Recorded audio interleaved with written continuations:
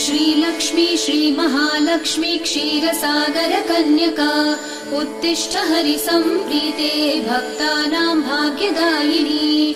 श्रीलक्ष्मी श्रीमहालक्ष्मी क्षीरसागर कन्यका उत्तिष्ठ हरिसम्प्रीते भक्तानां भाग्यदायिनी। उत्तिष्ठोत्तिष्ठ श्रीलक्ष्मी विष्णुवक्षस्थलालये उत्तिष्ठ करुणापूर्णे लोकानां शुभदायिनी। उत्तिष्ठोत्तिष्ठ श्रीलक्ष्मी विष्णुवक्षस्थलालये उत्तिष्ठ करुणापूर्णे लोकानां शुभदायिनी।